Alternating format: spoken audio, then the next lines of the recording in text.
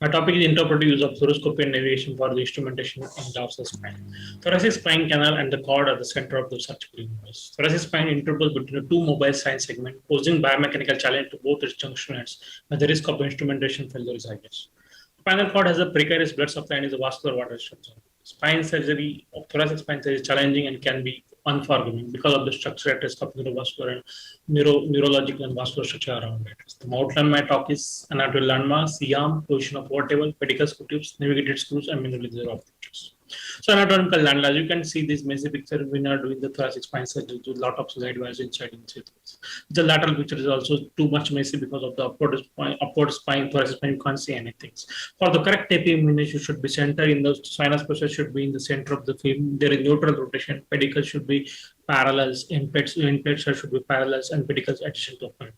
For good lateral image, there is a parallel inpets are there and pedicles are superimposed over each other. So in that image, you can appreciate the spinous process, pedicles, upper vertebral bodies, ribs, transverse process. So these are some 3D view of the model.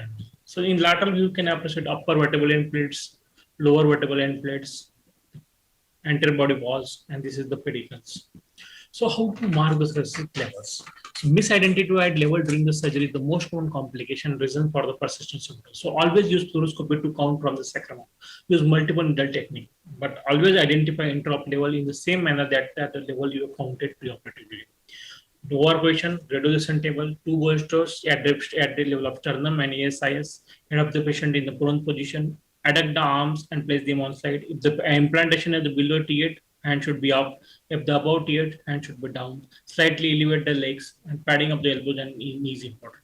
How to improve your image? Remove the metals from the field like instruments reactor. Switch to digital imaging. Use collimation whenever possible. Start block, break in ventilation, reduce motion artifact. Know your CM and fill the surgical cavity with the water, which will remove air and improve the image clarity. You know of the basic of the CM function. Collimation is the most important. It's the process of aligning all components in a telescope to bring light to its best focus. So there is low tissue radiation and less image degradation. You can angle, swell, and rotate the CM in horizontal intensity to sharpen the image and to enlarge the field of view. Next come the pedicles. According to Roy Campbell, the secret of spine surgery lies in the pedicles. What are the methods? Freehand method, worm based, funnel based, robotic standard. Freehand is a fast, accurate, minimal radiation but require very long curve. Worm, easy to learn but high radiation to patient. Funnel, simple, safe but screw loosening, long operator time. Robotic, accurate, low radiation but highly expensive. Standard fluoroscopy, accurate, familiar surgeon but require radiation exposure and more time is required. So thoracic pedicle fixation relevant anatomy depend upon pedicle diameter, angle of the trajectory, and length of the pedicles. So pedicle angles from midline decreases caudally, and pedicle width is highest at a level of the T1 and narrowest at a level of the T5. The cord length of the thoracic cord length generally increases as you progress the caudal. So these are some relevant points already covered by Dr. Kuntal. So I'm not covering these points. So lateral angulation. So mid-thoracic pedicles are the thinnest, is the most important. The principles is correct identification for fixation is the correct identification of the landmass, use of fluoroscopy, superior facet rule. So thoracic pedicle entry point is the standard is the transverse process, lateral border of superior articular process, lateral border of inferior articular process, and passage. So entry point is just lateral, caudal, and lateral to intersection of the facet and superior edge of the transverse process. So entry point is tends to be more cephalad in pose of proximal vertebra. Three techniques, standard forward techniques. You can start from here, funneling. You can nibble it and go to funneling. And now technique start from the transverse process. So standard point for the T9, T8 is the proximal edge of TP. Or T11, T5, and T4 for the proximal one third of TP. In between, at this level, you can start with the for T6 and T10, and for the bisected TP at a level of the T1 to 3 at a level of T12. Otherwise, you follow the superior facet rule. Superior facet rule is the optimal starting point is 2 to 3 mm lateral to the superior articular facet from the superior articular facet midline. So angulation, this transverse angulation ranges from 30 degree for T1 to T2, then 70 degree for T3, and from T3 to T12 is a straightforward angulation. Lateral angulation is a 20 degree. So these are the different angulation for this. Direction of the screws. Direction is the anatomical angulation from cranial to caudal is 15 degrees. and from straightforward angulation parallel to the upper end of the instrument vertebra. The straightforward angulation is trajectory results in 39-degree increase in MIT maximum incisional torque, and there is 27 increase in pull-out strength as compared to the anatomical. Anatomical definitely longer screws. So if there is a blown out pedicle, so misplaced pedicle, if you have children with narrow pedicles, then you go for the juxtapedicular approach. If salvage step is also a juxtapedicular approach, you can dock over the starting point of the cephalate and lateral most aspect of the transfer fossette and trajectory to the costotransvertebral joint and enter into the vertebral body. So these are the different angles for the T2, T4, T6, T8, and T10 vertebrae. The anatomy is not always good. Since scoliosis is definitely called pedicle morphology is difficult because of concave shape of scoliosis concave shape, the thinner pedicles are there, less space, and cord is nearer. So there is very difficult to the chances of there is a damaged structure, nearby structure, medial bridge is definitely there. And convex side, a thicker pedicle, more space in cord is away. So safe zone around the pedicle, you should be defined according to concavity and convexity of the pedicles. Otherwise, these two medial breach can happen. It leads to paresthesia, pain, motor deficit, and CSF leaks, and decreased strength also. So what is the medial breach? What is the cutoff for this? Say 4 mm is cutoff for this because it is distance from the dura. 2 mm is for epidural space and 2 mm for the subarachnoid space. But this rule is not, safe zone of 4 mm is not true for the scoliosis because the cord is wrapped around the concave pedicles. Happy on concave side, even 1 mm of breach can impinge and causes the problems. So what are the other salvage technique? Already discussed, drill it, laminotomy, juxtapedicular. Next comes the freehand technique. First step is complete exposure from one TP to another TP. Second observe is the entry point from the lateral to medial. From T2 to T point, you can go from like this, from lateral to medial. For T6 to T9 in the straight lines, entry point. And from L1, from T10 to L1, you can start from L1, you go from lateral to slide to the medial up to the T10. Starting point summarized already we see. Next comes step the gear shift. Gear shift means the intraosseous phase. This is outward gear and inward gear. Outward gear shift until the base of the pedicle means 15 to 20 mm. Now inward gears means shift inner gift shift into the vertebral body after the base of the pedicle. The gear shift should fall into pedicle with steady and with minimal resistance. Next step, palpation. You palpate all five bony malls, then tap it, palpate it, and screw placement. These are the all step-by-step interaction. How to improve fixation? Just 1 mm under tapping increases pull-out strength by 93%. Larger screw with larger ratio increases pull-out strength. 75% of maximum pull-out strength is achieved with engagement of neurocentric junction. Try not to remove the replaced screws because insertional torque decreases by 34% by removing and replacing the same size screws. For this purpose, next is the percutaneous pedicle screws. Percutaneous pedicle screw indication are the same. The beauty of percutaneous pedicle screws is the small holes you can fix from upward to downwards. So in steps are the same. You can SIAM, you know your instrument, pack needles, guide wires, taps, and screw heads. SIAM in pictures, entry point, incision. Incision should be lateral to image projection of the pedicle. Distance from the skin incision to the image projection varies depend upon the various levels of the spine. It also depends upon the convergence of the pedicles also. And the next step is the thoracic cannulated needle inserted at 3 o'clock or 9 o'clock or some say 2 o'clock or 10 o'clock position.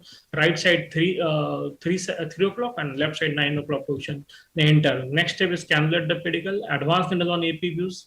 Obtain lateral view before the breaching the pedicle wall, medial pedial wall, and lateral view, the needle should have passed the posterior vertebral wall.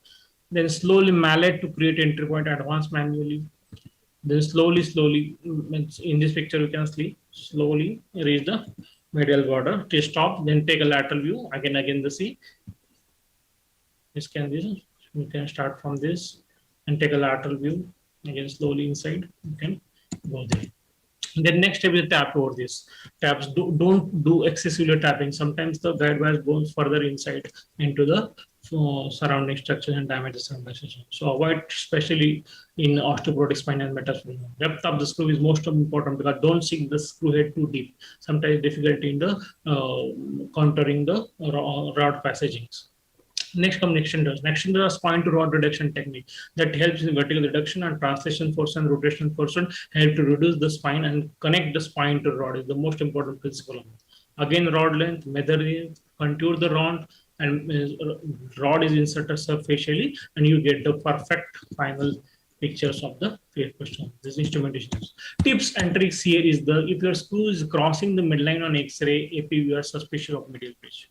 Any implant, anything crossing the medial aspect of the pedicle in AP view and does not cross the posterior border of vertebral body on lateral is suspicious, it should be placed medially and cause damage. So what is happening? This is medial bridge happens. Sometimes guide wire is going inside, sometimes there is lateral bridge, sometimes screw length is too long, and sometimes medial bridge causing neurological deficit, sometimes malposition screws are sometimes screws are broken, sometimes pedicle is broken. So because every pedicle screw head can be worth $10 million. The cost, your cost and your cost of staff cost of your health cost and your staff health costs are worth $10 million. That's why the navigation come in the pictures. Why want to navigate? You have to encounter complex anatomy, increase surgical precision, avoid recurrence, mitigate the learning curves, decrease radiation exposure, surgical pain reduction, improve surgical queries, stress reduction to surgeons. So start with navigated guided pedicle screw, same principle. You have to fix the frame just 2 to 3 levels below, and with the help of optical camera, you can tap it and you can easily tap and cannulate the pedicles. Then put the guide wire over this and start the tapping over this. You can start with the tap with appropriate. At the same time, you can measure the length of the vertebra and pedicle width also you can measure with the help of this. And then you can put over the navigator screws. You can measure the length of the rod also. You can decompress from foraminally, extraforaminally, transforaminal, extraforaminal approach with the same time. You can do the biopsy with the help of the worm. You can do the transpedicular approach. You can do multi-level kyphoplasty along with vertebroplasty, along with multi-level fixation also. It helps in the trauma operation. It helps in the deformity correction to plan the osteotomy. Percutaneous screws help in the deformity corrections also. You can remove the retropulse segments also. For the anterior pathology compressing on the both sides, you can do bilateral tubular approach with the help of MIS with the navigation. You can do proper cage placement with this. Then come to the approaches. Then approaches the hemianatomy approaches. Come to the transforaminal fasciopedicular approaches, extraforaminal approaches, transthoracic retropular approaches, and some thoracoscopic approaches, and open trap manipulatomy approach. So first approach is the Teller hemianatomy. This for the spinal cord tumors, some tumors, and the pathologies near this OPLLs and some midline pathologies. You can use this approach. Then come to MIS transforaminal fascicular approach. If there is a pyogenic spondylolisthesis, anterior pathology, you have to go for anteriorly. Then you use this approach. Then if you are use the extraforaminal approach, spinal and vertebral, you can pyogenic discitis, tubercular spondylodiscitis. You can use this approach.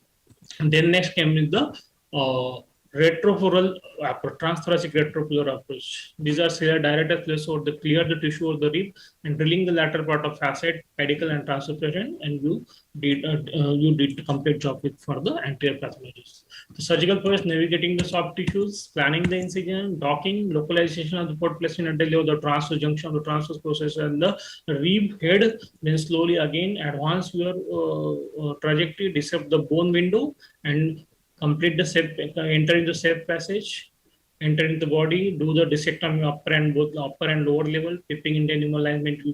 You can go into opposite side and remove the all distracted pathology, remove the retropulse segments, and then you put the expandable cage and you complete your job. Next is the parapedicular approach to vertebroplasty. Landmark is the most important. Identify the point one, vertebral along with the diagonal axis contralateral to inferior to ipsilateral superior vertebral corner. Make an incision over here, then start from there, 45 degree, advance needle 45 degree, angle to triangle and set needles. Then slowly advance it, look and face to make sure you are perpendicular, advance the needle along selected trajectory. Needle tip should not transgress middle wall of pedicle prior to penetrating posterior walls. And then slowly enforce again, take a shoe, and proper trajectory of verified when the pin tip is 50% of all vertebra in AP and lateral images. Never violate the medial aspect of pedicle on AP view until the position of the needle tip is verified within the vertebral body on lateral view to avoid entering the canal. So on conclusion, OR setting and patient positioning crucial. Careful review pre-op imaging including XRCT MRI to identify challenging or abnormal anatomy.